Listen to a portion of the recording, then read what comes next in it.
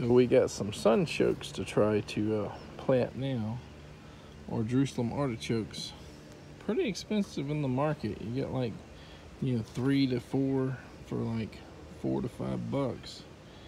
So we'll see. Some of them already have some sprouts and all going on there, as you can see, or some roots. These guys sometimes rot pretty fast. I think there's a little sprout there, and possibly a little sprout right there. I'm not sure. Junior is watering the bucket of sunchokes, right?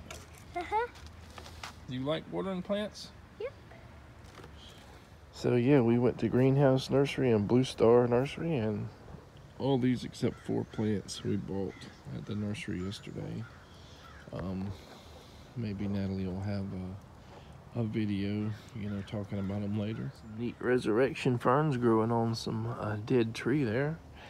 So we apparently the night before we went to the nursery, it rained pretty good, so Natalie really couldn't navigate herself. And it wasn't supposed to be super sunny, but when we got there, the sun came out and it was really bright, in her glasses. The sun glares majorly in her glasses. So it wasn't the best time for her to be walking through the nursery. And I was having to navigate her, and I do that a lot anyway. But I had to try to go over and around mud puddles, and and when I'm watching where she's going, I'm stepping into mud puddles because I'm not watching where I'm going, so I'm trying to take my turns doing that. Fun times though. So many flowers on the Tennessee seedling pawpaw.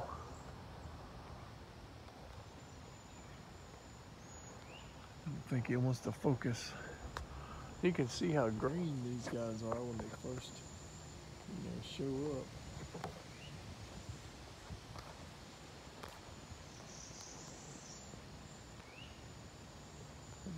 It does not want to focus at all, but hopefully we'll be doing some pollinating today or tomorrow. The NC1 has not opened the flowers yet, so it's definitely seems to be a later bloomer than this one and the sunflower. We're gonna go take a look at the Florida Panhandle one in a minute and see what it looks like. It's a very windy morning, as you can see. Everything's blowing around. Definitely chilly too. It's rained quite a bit last night. The humidity's really high. It's like 59 degrees, 58, something like that. And if the humidity's low and we have 0 wind and we have a lot of sun, it doesn't feel quite as cool at this temperature. 60 degrees is very comfortable, depending on a number of factors. Hopefully our cassava likes this rain up here, to help it, shoot some roots out and make them happy. Our desert green Apuntia cactus has got some new babies coming from the roots down there. That's awesome. I definitely want to get these out to some permaculture people. So the more pads we get, the better. See, we got like 4 open pawpaw blooms on this thing, and probably 2 or 3 more that are just about ready to open, or starting to open, and they're like on the green side there. Right there's one. That guy's fixing to open. Got 3, 4, 5, or 6 over there fixing to open. This one right there opening. So we need to get a ladder at the top of them oldest ones and look and see if I have any male pollen so I can start pollinating the sunflower. In the last couple days, this new seedling or whatever pawpaw this is has like put new leaves out, and it's grown, and it's grown like, I can tell that it was already alive based on it being brown right there. I just never noticed it. And this is all new growth, 3 inches or so of growth just since it came out a few days ago. It kind of amazes me that, some of these pawpaws, like this grafted one here, not showing a bit of sign of life. It's alive. If you look close, there's like a leaf tip shooting out there at the end. And other ones are already like almost coming into full bloom, and you know, some of them have some decent leaves on them right now, and some of them in bloom have little to no leaves on them. But there's definitely in our area certain varieties or something that seem to bloom like a month, like a bloom and bud out. Maybe a month and a half sooner than others. And I think in full sun you probably are going to get faster leaf budding, probably faster blooming as well. But most of my stuff is all in shade, so there's a difference even in the same growing conditions. I just stumbled across something I planted years ago and I thought was long dead. Here's an elderberry patch, right? And there is a wonderful pomegranate. I think that's a wonderful, at least. And this is a super wet, shady area. So I had a raised bed here a long time ago and I just planted it in here 10 years ago plus maybe. I knew it hung on for a few years. It didn't really grow, but it's actually got a little bit of growth now. It's probably straight up in the air, 3.5 foot. We'll fertilize it, and probably if we get good enough growth to take cuttings, we're gonna just root it, I guess, in a raised bed during the winter and early spring or something. And then I don't know, I may even dig it up and move it to a better place this year.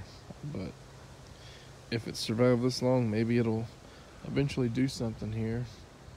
Although with all the shade and the root density with all of these trees around it, it probably won't produce a lot of fruit. But yeah, we can use it to propagate with, if nothing else. At the wild white mulberry tree.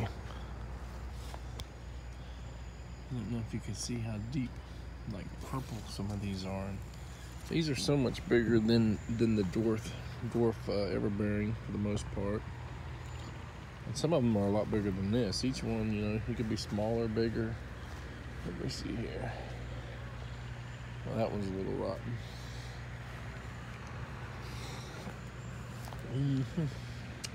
That one's almost fermented. So sweet. But I remember going to Dallas one time, and you know, Texas isn't known for large trees, but there was this tree, mulberry tree, full of big giant mulberries, a lot bigger than these. Gorgeous. It was on like a ditch and a creek. So I guess because the mulberry tree was growing like on the side of that creek with running water all the time, you know, it got to be a full-size mulberry tree. And so I go and pick the berries thinking, wow, these look so much better than what I got at the house. And yeah, they were bigger, they looked better, but guess what? It tasted exactly the same. It was such a disappointment. So when I see some growing like on the side of the road or something, you know, just on public parkways, I'm like, should I stop there and try them? Maybe that's just a random chance seedling that's gonna have some kind of awesome, amazing fruit. But then I'm reminded, even in Texas, the wild ones taste exactly like this, just insipidly sweet. Looking at the jujube, the grafted one, and there is a tiny bud coming out right there, which just may be over the graft. Hoping for something a little higher up so I'll know for sure. And it's hard to tell. But when we get some kind of budding up here and branching, if we get it, we'll just clip back all the bottom suckers there, root sucker, or should I say rootstock suckers. Sijo or Sijo persimmon is leafed out really well now. And it's got little flowers and all fixing to open up. That's probably the best looking one at this specific time. I'm sure my giant fuyu's probably looking okay too, but this one just, it's got these new all glossy leaves, you know, Just looks gorgeous. The one persimmon I'm kind of worried about, I mean, there might be some bud swell here. Over here is the Gambo, which I believe means jumbo, so the jumbo persimmon. Hopefully it'll leaf on out in a couple weeks, but I'm definitely a little concerned about this. So I threw the other day all kinds of beans and stuff out, and you can see they're starting to split, you know, from the rain and all. So hopefully all the soybeans and peanuts, I threw some out. I buried some in soil, you know, just, you know, so a lot of birds and stuff and squirrels might get a lot of it, but all this rain hopefully is going to make it start sprouting, and what the wildlife don't get, hopefully we'll have some soybeans and peanuts and a couple other type of, you know, beans just popping up here, there, and everywhere, and in our beds. So basically, we're still waiting, you know, for a lot of these seed, you know, seed pots and all that we've put seeds in to sprout, which it may be a couple weeks for some of them, but hopefully all of them will sprout. You know, just give a quick look to the walking iris and whatever that is. Comfrey, you know, it really seems to enjoy being super wet. The more water it gets and the more rain it gets, the more it kind of looks better.